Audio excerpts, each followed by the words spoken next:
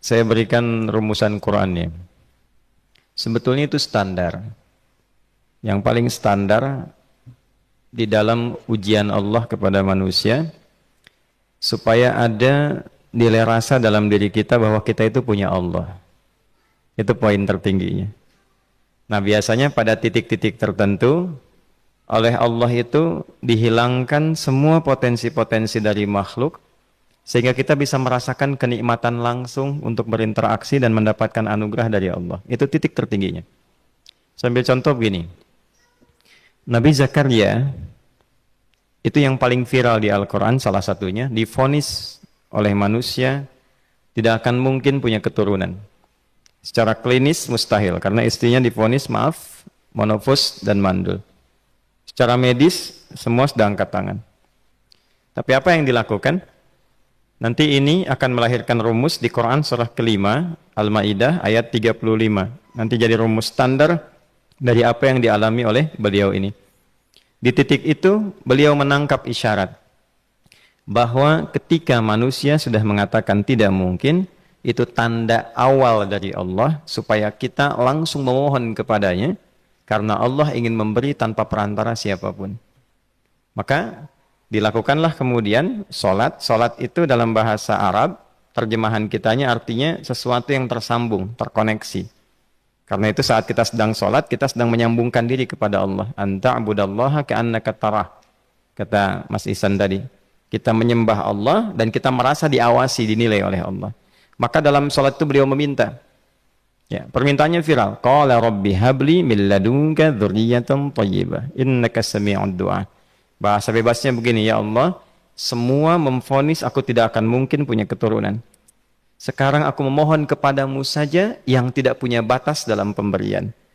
Nah, sebelum ke sedekah dengan harta, Allah mengajarkan dulu sedekahlah dengan tubuh kita.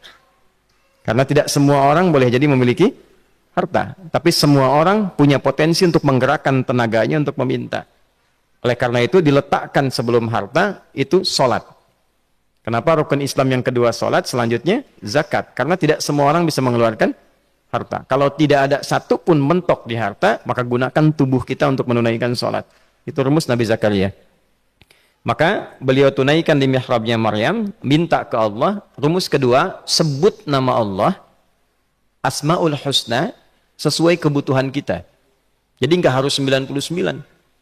Misal, ini mau menuntut ilmu, sekolah, sebut ya Allah ya Alim, pemilik ilmu. Ada persoalan rizki yang ingin kita dapatkan, ya Allah ya Razzaq. Ada proyek, ada kegiatan yang kira-kira tantangannya tidak mudah, ya Allah ya Al-Fattah. Ini beliau minta karena divonis tidak mungkin, maka meminta kepada Allah dengan nama pemberian tanpa batas, namanya Wahhab. Disingkatnya Hab. Rabbi habli, ya Allah yang tak punya batas dalam pemberian. Mereka memvonis aku punya batasan, maka mohon anugerahkan darimu saja. Jika padamu belum sempat juga terkabul, maka mohon tunjukkan kepadaku dengan cara apa lagi aku mesti meminta. Maka dalam situasi mentok itulah kemudian turun langsung jawaban. Fanadathul malaikatu wa huwa qa'imun yusalli fil mihrab annallaha yubashshiruka bi Yahya. Tolong garis bawah ini. Orang-orang yang langsung memiliki kesadaran saat di titik paling krusial, terendah, dan kita merasa tidak punya apa-apa, lalu ada kesadaran kita punya Allah dan meminta, itu seketika nggak ada sekat, langsung dijawab seketika. Nah, karena itu biasanya di momen tertentu setiap kita itu pasti mengalami peristiwa itu, apapun bentuknya. Nah, itu kalau sudah sampai ke situ itu kode. Jadi di Islam itu nggak ada pesimis, ya, tidak ada pesimis, dan jangan pernah melarutkan diri pada sebuah vonis sudah ini nggak mungkin, nggak akan dikabulkan. Nah, itu jebakan setan. Karena declare pertama iblis ketika melakukan kesalahan itu kalimatnya jelas. Ana khairum minhu khalaqtani min narin wa khalaqtahu ya min tin. Saya lebih hebat, lebih bagus. Allah nggak mungkin, sudah nggak mungkin ada ampunan lagi. Jadi diteruskan kesimpulan ini karena nggak mungkin katanya diampuni, ya sudah bermaksiat saja. Karena nggak mungkin dikabul, ya sudah pesimis saja. Padahal di titik itu Allah sedang membuka, temukan kata itu, temukan hubungan itu, minta itu tanpa sekat. Maka seketika malaikat turun menyampaikan, doamu dijawab. Itu sedang berdiri, baru selesai doa, belum selesai sholat, belum salam. Turun malaikat mengatakan, Allah kasih kabar, kamu akan punya anak, langsung namanya dari Allah Yahya. Jadi Yahya itu pemberian Allah. Ya, pemberian Allah. Yahya artinya hidup. Yang mustahil menurut manusia. Lahir seorang bayi dari rahim perempuan yang divonis menopause dan mandul, kata Allah, jadi dan hidup. Nah, rumus itu nanti terus dialami oleh para nabi, puncaknya di era Nabi Muhammad SAW, nanti melahirkan panduan di Quran surah 5 ayat 35. Ya ayyuhalladzina amanu ittaqullaha wabtaghu ilaihil wasilah. Perhatikan kalimatnya dengan detail ya. Hei semua orang yang masih merasa punya iman. Tuh iman kita disentuh. Jadi kalau mengalami persoalan di titik nadir, terendah, itu yang disoal oleh Allah imannya dulu. Kamu masih punya iman nggak? Orang beriman nggak mungkin pesimis. Orang beriman gak akan putus asa. Orang beriman gak akan bunuh diri. Imannya ditanya dulu. Katanya kamu beriman, iman kamu di mana? Kalau masih punya iman, kata Allah, ini ujian dari saya supaya kamu nyebut saya. Katanya ingin mendekat, kata Allah kan? Ittaqullah. Nah ini rumusnya. Wabtaghu ilaihil wasilah. Kalau engkau pengen cepat dapat solusi, maka aku berikan perangkat untuk cepat mengabulkan doamu itu. Perangkat itulah disebut dengan takwa. Nah, takwa itu ada urutan 240 kali disebutkan dalam Al-Quran, dibagi pada 3 segmen. Segmen ibadah ritual, segmen ibadah sosial, satu lagi segmen rumah tangga. Ya, karena itu tinggal cari aja di ibadah ritual, misalnya sholat, bangun tahajud malam, minta sama Allah, dekatkan diri kita. Salah satu kasusnya Nabi Zakaria. Ya, itu poin yang pertama. Yang kedua nanti ada maliyah sosial, itu yang tadi dipraktikkan, sedekah dengan harta. Ya, tidak harus banyak, yang penting Allah minta apa, ikhtiarkan, nggak akan dilihat berapapun nilainya. Yang dilihat itu ada nggak kemampuan mengimplementasikan imannya, itu poinnya. Titik itu, ya. Yang ketiga nanti di keluarga. Urutan pertama orang tua.